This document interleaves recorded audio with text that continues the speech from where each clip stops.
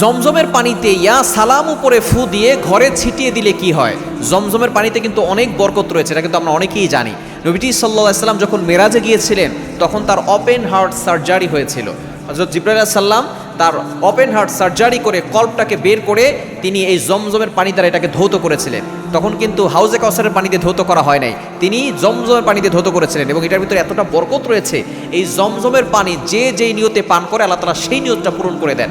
জমজমের পানির ভিতরে যদি আপনি ইয়া সালামু আপনি 111 বার পড়তে পারেন, এরপরে সেই পানিতে ফু দিয়ে ওই পানিটা যদি আপনি খান, আল্লাহ পাক রব্বুল আলামিন আপনাকে সুস্থতার নিয়ামত দান করবে।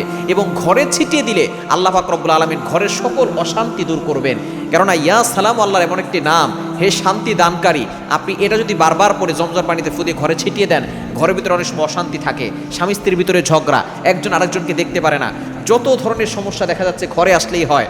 দেখা যাচ্ছে ঘরের বাইরে ভালো থাকে, ঘরের ভিতরে সমস্যা।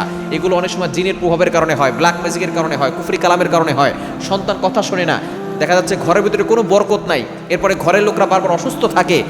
এই আমলটা যদি আপনি করতে পারেন, জমজমের পানিতে ইয়া সালামু 111 বার, আগে পরে আপনি অবশ্যই 3 বার করে দুরূদ শরীফ পড়ে নেবেন, এরপরে আমলটা করবেন, ঘরে ছিটিয়ে দিবেন, দেখবেন ঘরের ভিতরে বরকত আসবে, ঘরের সকল অভাব দূর হবে, সকল বিপদ দূর হবে, ঘরের সকল বালা মুসিবত দূর হবে এবং ঘরের ভিতরে আল্লাহ পাক রব্বুল আলামিন শান্তি দান করবে ইনশাআল্লাহ।